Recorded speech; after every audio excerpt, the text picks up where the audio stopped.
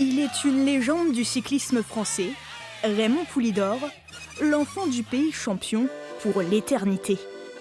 À Saint-Léonard-de-Noblat, sur ses terres natales, un hommage se prépare. Ces cyclistes vont rouler toute la journée en la mémoire de Poupou.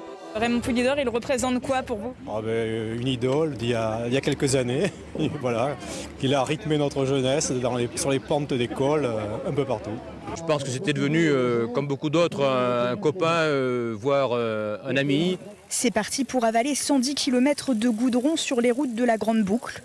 De Saint-Léonard-de-Noblat à Saran, les coureurs côtoient les plus beaux paysages du plateau de Millevaches. Dans le peloton, l'ombre de Raymond Poulidor n'est jamais bien loin. Les routes que nous allons suivre, il les empruntait régulièrement, non seulement dans des compétitions, puisqu'il avait participé au Tour du Limousin en 1975, mais également lors des sorties d'entraînement. Et la randonnée attire les spectateurs. Avec sa petite sœur, Basile est aux premières loges pour cet hommage. C'était un très bon coureur pour moi. C'est une bonne idée de lui rendre hommage à ce coureur qui a fait beaucoup de courses. Et je pense que ça aurait été bien qu'il gagne le Tour de France, mais il n'a pas gagné.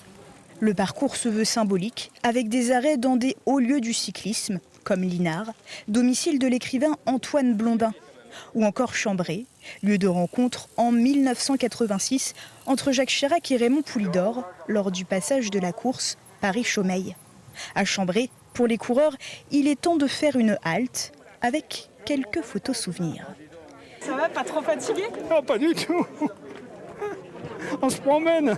Ça va devenir beaucoup plus difficile dans quelques kilomètres, où il va y avoir 2 grosses côtes à fort pourcentage. Et là, on fera ce qu'on pourra.